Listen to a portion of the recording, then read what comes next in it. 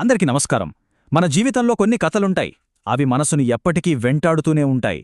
అవి కేవలం మనుషుల కథలు మాత్రమే కాదు, మన జీవితానికి కొన్ని పాఠాలు నేర్పే కథలు కూడా. ఈరోజు మనం అలాంటి ఒక కథ గురించే మాట్లాడుకోబోతున్నాం. వెండితెరపై ఓ వెలుగు వెలిగి కోట్లాది ప్రేక్షకుల హృదయాల్లో నిలిచిపోయిన ఒక మహానటి కథ ఇది. ఆమె జీవితంలో దాగి ఉన్న ఓ లోతైన అర్థాన్ని తెలుసుకునే ప్రయత్నం చేద్దాం. ఏప్రిల్ 17, 2004. క్యాలెండర్లో ఇది ఒక తేదీనే, కాని కొన్ని తేదీలలా మామూలుగా గడిచిపో ఒక శకాన్ని ముగించేస్తాయి. ఎప్పటికీ మర్చిపోలేని ఒక గాయాన్ని మిగిల్చివెళ్తాయి. భారతీయ సినిమా చరిత్రలో ఇది సరిగ్గా అలాంటి రోజన్నమాట. సరే, ఇంతకీ ఆ రోజున ఏం జరిగింది? ఆ దురదృష్టకరమైన రోజున ఏం జరిగిందో ఒక్కసారి చూద్దాం. ఆ ఉదయం కూడా మిగతా రోజులలాగే చాలా మామూలుగానే మొదలైంది. కాని ఆ రోజుకోసం విధి వేరే ప్రణాళిక వేసింది, ఒక విషాదకరమైన ప్రణాళిక. ఆమె ఒక పొలిటికల్ క్యాంపెయిన్లో పాల్గొనడానికి బెంగళూరు నుంచి కరీంనగర్కు బయల్దేరారు. జస్ట్ ఒక ప్రొఫెషనల్ ట్రిప్, మామూలే కదా. కానీ దురదృష్టమేంటంటే ఆ ప్రయాణం గమ్యాన్ని చేరనేలేదు. అంత విషాదకరంగా ప్రయాణం మధ్యలోనే ఆగిపోయిన ఆ స్టార్ ఎవరు, అసలు ఆమె ఎవరు అనే ఈ ప్రశ్న వేసుకున్నప్పుడే మనం ఆమె అద్భుతమైన జీవితంలోకి, ఆమె కెరియర్లోకి వెళ్లాల్సి ఉంటుంది. ఎందుకంతలా కోట్లాది మంది గుండెల్లో నిలిచిపోయారో మనం అర్థం చేసుకుందాం. ఆమె సౌందర్య. పేరుకు తగ్గట్టే అద్భుతమైన సౌందర్యమామెది.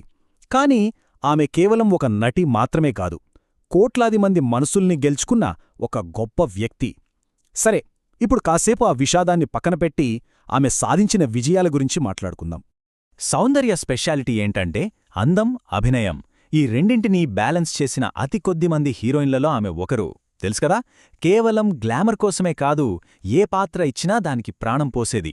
బహుశా ఇదే ఆమెను అందరికంటే ప్రత్యేకంగా నిలబెట్టిందేమో.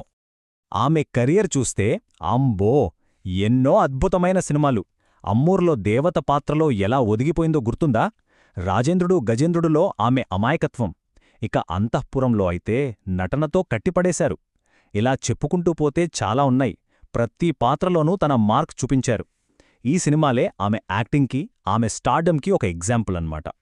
మరి ఎందుకు సౌందర్య అంటే జనాలకి అంతిష్టం? ఎందుకు అంతలా కనెక్టయ్యారు? సింపుల్, ఆమె ఎంచుకున్న పాత్రలే. ఎక్కువగా ఫ్యామిలీ ఓరియంటెడ్ రోల్స్ చేసేవారు. దాంతో ప్రతి ఇంట్లో తమ ఇంటి అమ్మాయిలా ఫీలయ్యేవాళ్ళు. సరే, ఇప్పుడు మళ్ళీ మనం ఆ రోజుకి వెనక్కి వెళదాం. ఏప్రిల్ 17, 2004. అంత ప్రకాశవంతంగా వెలుగులు విరజిమ్ముతున్న ఆమె జీవితం ఒక్కరోజులో ఎలా చీకటిగా మారిపోయిందో తలుచుకుంటేనే నిజంగా గుండె తరుక్కుపోతోంది. అసలేం జరిగిందంటే, వాళ్లు ప్రయాణిస్తున్న చిన్న ఫ్లైట్ టేకాఫ్ అయిన కొద్దిసేపటికే టెక్నికల్ ప్రాబ్లమ్స్ వచ్చాయి. అంతే, బెంగళూరు సిటీ ఔట్స్కర్ట్స్లో కూలిపోయింది. అంతా రెప్పపాట్లో జరిగిపోయింది. ఆ ఘోర ప్రమాదంలో సౌందర్యగారితో పాటు ఆమె సోదరుడు అమర్నాథ్, ఇంకా ఆ ఫ్లైట్లో ఉన్న మరికొందరు కూడా చనిపోయారు. ఒక్కసారిగా ఒకే కుటుంబంలో ఇద్దరు. అది నిజంగా తీర్చలేని లోటు. అప్పటికి ఆమె వయసు జస్ట్ 31 సంవత్సరాలు. 31. ఆలోచించండి, ఎన్నో కలలు కనే వయసు, ఇంకా ఎంతో సాధించాల్సిన వయసు. ఆ ఒక్క నంబర్ చాలు ఎంత పెద్ద నష్టం జరిగిందో అర్థం చేసుకోవడానికి. ఇందులో ఇంకా బాధాకరమైన విషయమేంటో తెలుసా? ఈ ప్రమాదం జరిగినప్పుడు ఆమె తన కెరీర్లో పీక్స్లో ఉన్నారు. టాప్ హీరోయిన్గా ఉన్నారు. సరిగ్గా ఎదుగుతున్న టైంలోనే విధి ఇలా ఆడేసుకుంది. ఈ విషాదాన్ని ఇంకా పెంచే మరో విషయం కూడా ఉంది. ఆ టైంలో ఆమె ప్రెగ్నెంట్ అని కూడా వార్తలొచ్చాయి. ఇది ఆ నష్టాన్ని మరింత హృదయ విదారకంగా మార్చేసింది. సరే, జరిగిన విషాదం గురించి ఎంత బాధపడ్డా వెనక్కి తీసుకురాలేం. కాని ఆమె మనకు మిగిల్చి వెళ్లిన ఆ లెగసీ, ఆమె కథ మనకు ఏం చెబుతోంది, దాని గురించి ఇప్పుడు మాట్లాడుకుందాం.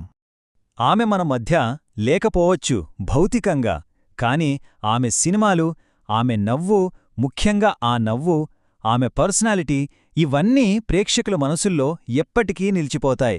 అది మాత్రం నిజం. సౌందర్యగారి కథ మనందరికీ ఒక నిజాన్ని చాలా గట్టిగా గుర్తుచేస్తుంది. అదేంటంటే, లైఫ్ ఎంత అన్ప్రెడిక్టబుల్ అనేది. జీవితం ఎంత అనిశ్చితమైనది. రేపు ఏం జరుగుతుందో ఎవ్వరూ చెప్పలేం. మనం ఎన్ని ప్లాన్లు వేసుకున్నా జరగాల్సింది జరగక మానదు. చివరిగా ఒక్క ప్రశ్న.